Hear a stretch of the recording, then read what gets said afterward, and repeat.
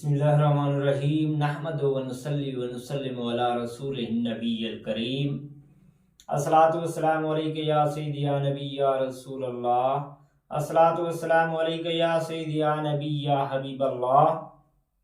آج میں اپنے مسلمان بھائی اور بہنوں سے غسل کا طریقہ بیان کروں گا۔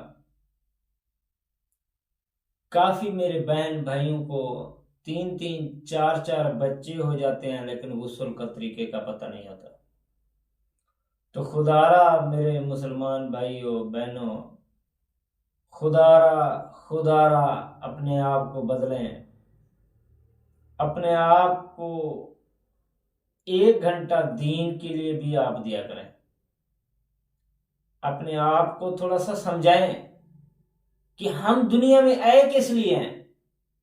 تو خدارا 1 گھنٹہ، 24 گھنٹے اللہ تعالیٰ نے دیے ہیں نا، 24 گھنٹے، تو اس میں سے 1 گھنٹہ نکال کے اللہ تعالیٰ کا فرمان، رسول اللہ صلی اللہ علیہ وآلہ وسلم کا فرمان سننا ہے، سمجھنا ہے۔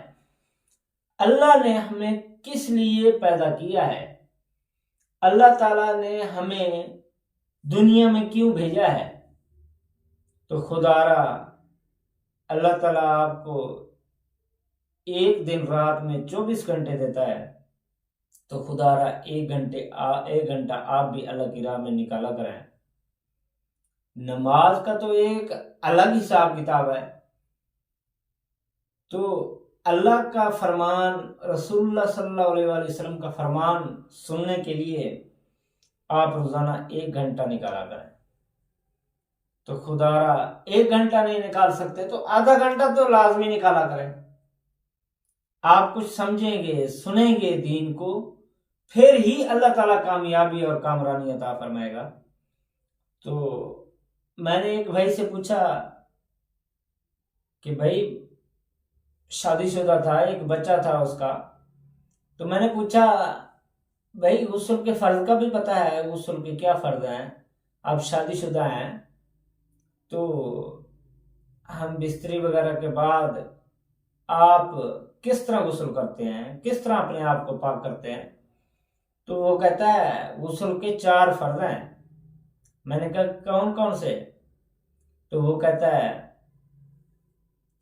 1 تولیہ، دوسرا پانی، تیسرا تیل، چوتھا شیمپو۔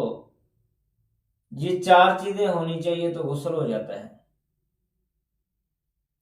خدارا ایک اور لڑکے سے میں نے پوچھا، میں نے کہا یار غسل کے فرض تو بتا۔ کہتا ہے غسل کے فرض کا تو پتہ نہیں ہے کتنے ہوتے ہیں، لیکن یہ ایسے کر لو تو غسل ہو جاتا ہے۔ میں نے کہا کیسے؟ وہ کہتا ہے کہ جیسے ہم نہاتے ہیں ویسے ہم نہا لیں، تو پہلے کلمہ پڑھ لیں تو غسل ہو جاتا ہے۔ تو کلمہ پڑھنے سے غسل ہو جاتا ہے۔ تو خدارا میرے بھائیوں میری بہنوں، غسل کا طریقہ سماعت فرمائیں۔ جب غسل ہی نہیں ہوگا تو ہم پاک کیسے ہوں گے؟ جب غسل ہی نہیں ہوگا تو ہم مسلمان کیسے ہوں گے؟ پلیتی کی حالت میں مر گئے تو جو پلیتی کی حالت میں مر جاتا ہے وہ کیا ہوتا ہے؟ وہ حلال موت ہوتی ہے، وہ میرے بھائیوں وہ حرام موت ہوتی ہے۔ حضور صلی اللہ علیہ وآلہ وسلم کا ایک صحابی تھا جو شادی ہوئی اس کی، اور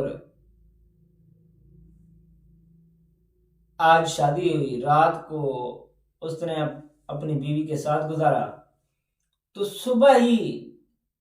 صبح بھی نہیں ہوئی تھی تو حضور صلی اللہ علیہ وآلہ وسلم کا پیغام پہنچ گیا کہ جلدی جہاں بھی جس طرح بھی ہے وہ فوراً آ جائیں اور ہم جہاد پہ جانے لگے۔ تو جب اس نے سنا کہ حضور صلی اللہ علیہ وآلہ وسلم نے فرمایا کہ جس حالت میں جو بھی ہے وہ آ جائے اور جہاد پہ چلے، تو جب اس نے سنا تو اس نے کہا چلو بھائی حضور صلی اللہ علیہ وسلم کا فرمان آ گیا تو ابھی چلو۔ وہ اسی ٹائم چل نکلا۔ حضور صلی اللہ علیہ وآلہ وسلم جانتے تھے اور صحابہ بھی جانتے تھے.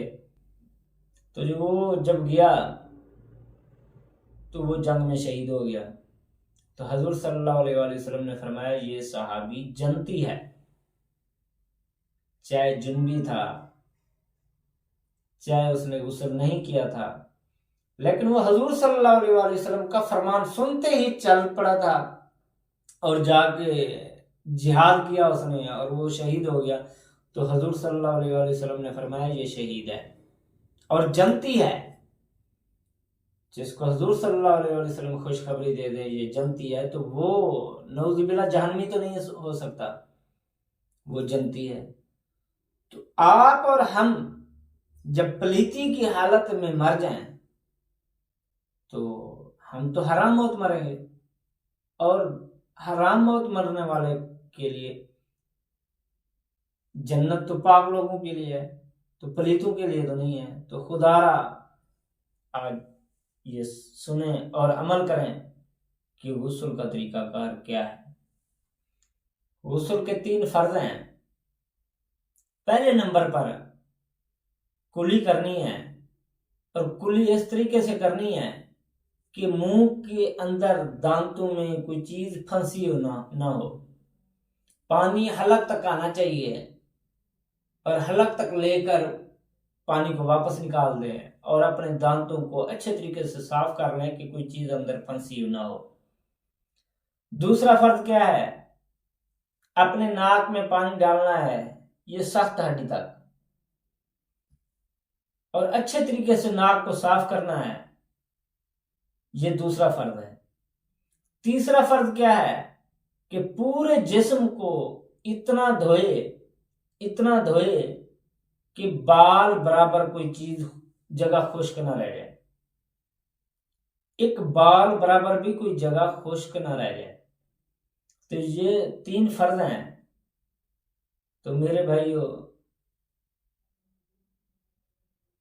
سب سے پہلے غسل کرنے سے آپ اچھے طریقے سے وضو کر لیا کریں، اس میں کلی بھی اچھے طریقے سے ہو جاتی ہیں، غرارے بھی ہو جاتے ہیں، ناک میں پانی بھی اچھے طریقے سے ڈال لیا کریں، اور اپنے ناخن کے نیچے جو جگہ ہوتی ہے اس کو بھی اچھے طریقے سے صاف کر لیا کریں. پاؤں کے ناخن اور انگلیوں کے سینٹر میں خلال بھی وہ اچھے طریقے سے کر لیا کریں، اور اچھے طریقے سے نہا لیا کریں کہ آپ مطمئن ہو جائیں کہ ہمارا جسم پر کوئی بال برابر بھی جگہ خشک نہیں رہی. تو یہ غسل کا مکمل طریقہ ہے. اللہ تعالی ہمیں اور آپ کو پاک رہنے کی، پاکی کی توفیق عطا فرمائے، اور پاکی کے ساتھ ہی محبت کرنے کی توفیق عطا فرمائے، اور ہمیں 5 وقت نماز پڑھنے کی توفیق عطا فرمائے. صلی اللہ علی حبیبہ سیدنا محمد صلی اللہ علیہ وآلہ وسلم.